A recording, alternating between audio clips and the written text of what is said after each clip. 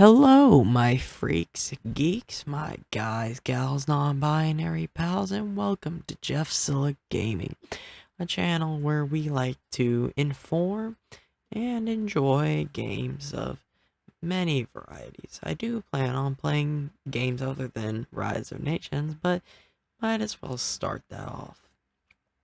Here we're working on a 1294 map, if you couldn't tell by the thumbnail and the title of the video, but I do plan on playing games like Dungeons and Dragons, Hearts of Iron, maybe even a little horror games like Killer Frequency, because I have heard they are great games.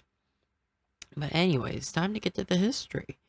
Right now we're working on the Yuan Dynasty, a very powerful contender in the world before they kind of blew up, which is an interesting time in 1368 when the Ming actually took control of, well, China, because China had not to this point had North and South China connected for over 300 years.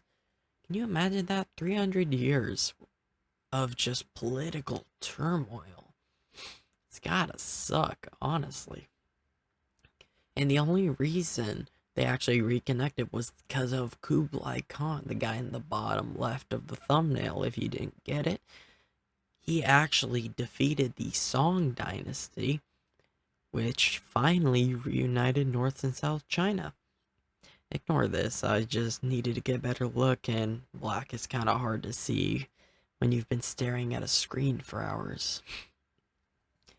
Yeah, I do plan on making some historical content. It's gonna be an experience, you know?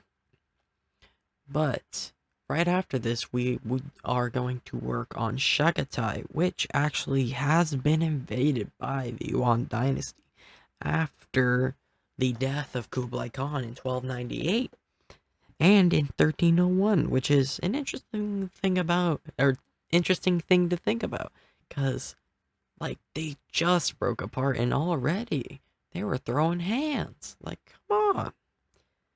Then again, freaking Genghis was throwing around something else. I mean, 1 in 100 people in Asia are a direct descendant. Could you imagine trying to find a girlfriend back then? You're my cousin, you're my cousin, you're my cousin. You're a little bit further, so we're gonna go with you. Not a great time. Oh, and if you see the color of Chagatai and realize they're really similar, I do in fact fix it later, but I do it whenever I'm paused recording, so ignore that. But here we're working on one of the more important parts of history for this time period, which is the Great Horde. Very, very, very important in multiple people's history. The Ilkhanate, which is another Mongol Khanate, actually fully collapsed due to the Golden Horde, and the Golden Horde was also a very big part of Russian history. So, any Russians out there, double check me on that, because you should have learned about it, because for Ivan the Great to actually gain control was because the Great Horde actually started to lose its power, which is hard to think about whenever they are this size. And if you do see any map discrepancies or any discrepancies with my history, it's because I am trying, but it's kind of hard to find accurate historical documents for over 800 years ago at this point. That and trying to find a map is like finding a freaking needle in a haystack. It's very, very hard. But I have found a website that does help. It's called History Atlas. Excuse me. But History Atlas has maps for dates, which I will link down below, because it's very helpful if you want to make Ron maps, or just maps of any kind, or you want to study the history of the time. which is something I do in my free time, I must admit. Here we are working on the Ilkhanate, one of the first to fall out of the Khanates, which I actually, yeah, they just beat Yuan by 30 years. Because the Yuan fell in 1368.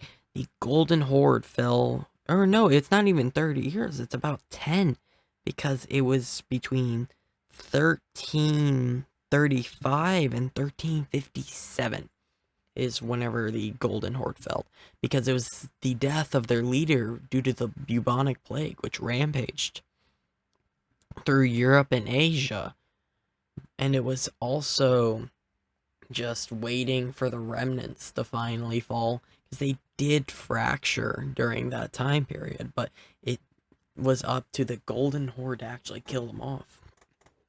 And they are the first Islamic nation in this time period. They converted to Islam very early compared to the Golden Horde, which did convert to Islam after being Tibetan Buddhist, which is just interesting to think about. Like, you wouldn't think that they would be Buddhist and then go Islam, but history's weird, and that's the fun part about it. Here we are working on the Mamluk Sultanate, which is actually, I believe, the height of their empire, because they don't have to deal with the Ottomans for a couple hundred years. I think about 120 years. And the Ilkhanate were not very powerful, because they did in fact have some scuffles with them, which they won. It was actually the dates of 1271, 1281, 1303, 1304, and 1312 were the years of major battles, which the Ilkhanate lost. The Ilkhanate did win a battle in 1299, though, due to the Christian Crusaders helping out around that time. And peace was actually achieved in 1323, a couple years before their collapse, 12 years before their collapse.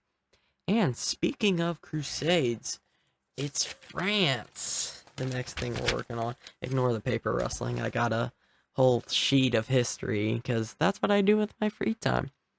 But France was led by Charles IV in 1294 and was the beginning of the Gascon War, which is cool to think about, that this start date wasn't just the death of the Mongol Empire. It was also the beginning of the Gascon War, which was a war against France and England, which lasted many years, with 1303, or May 20th of 1303 being the end of it, and the treaty was called the Treaty of Paris, but the war did in fact start in 1294, which is cool to think about.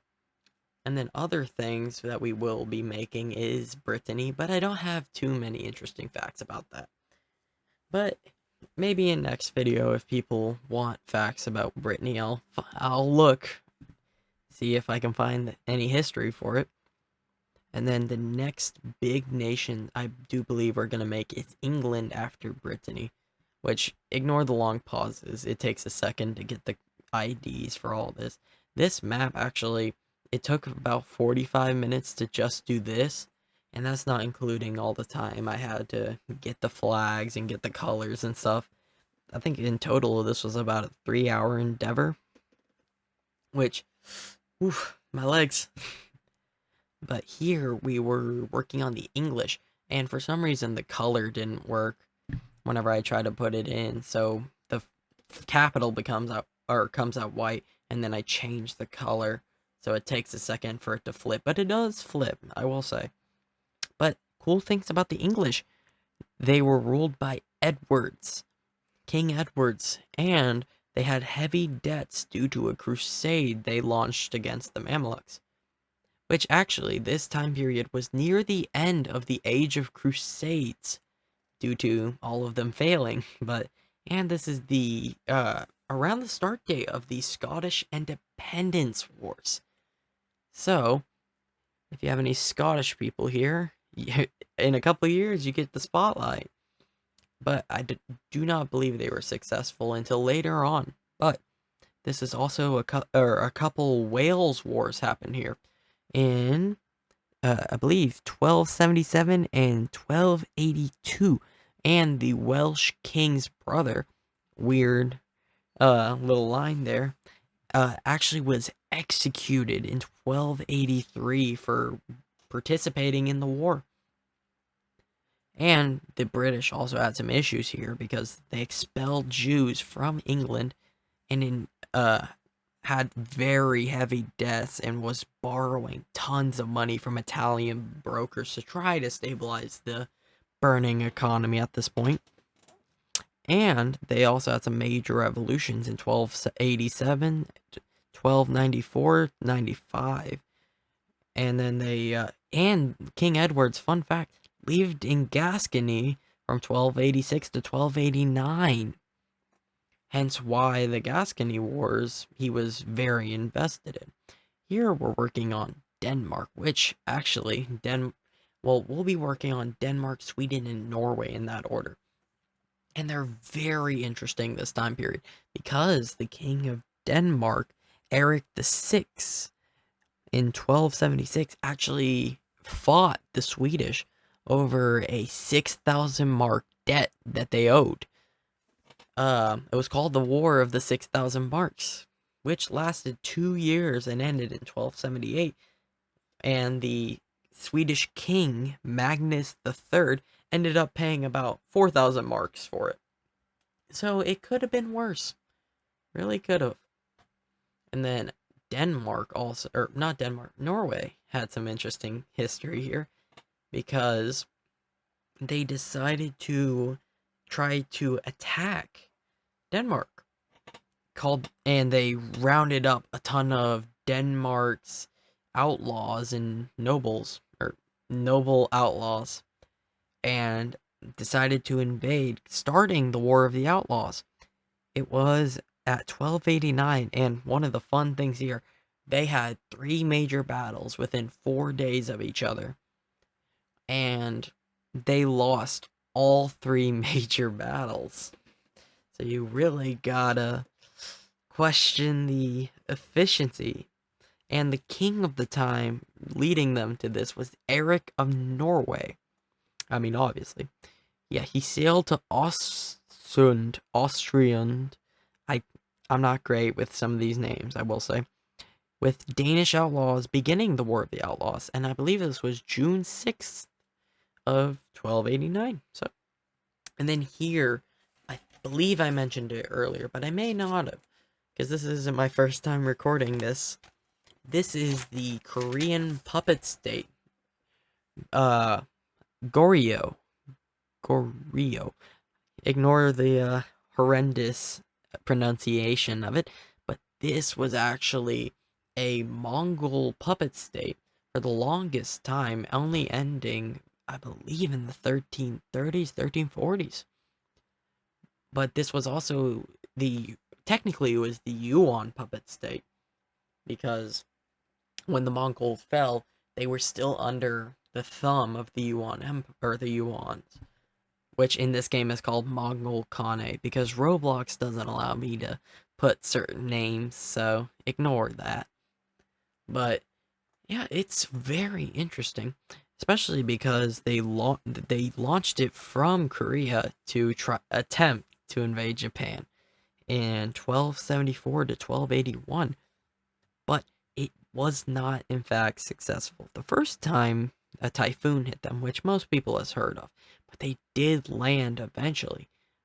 But that's when a second typhoon came and wiped them out. So the land of the rising sun got very lucky here. And a cool thing about Japan is actually the Kamakura shogunate, which actually ended their reign in 1333 due to an uprising from a noble.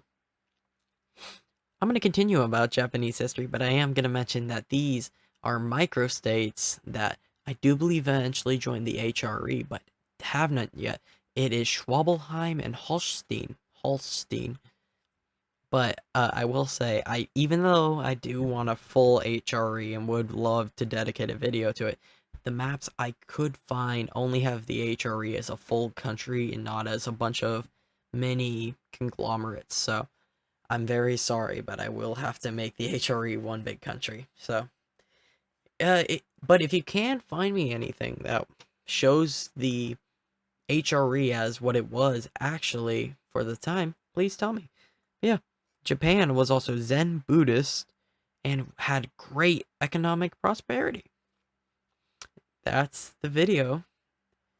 Hope you enjoyed. If you watched this long, I'm gonna assume you enjoyed it, so maybe think about liking and subscribing. Corny, I know, but something to do.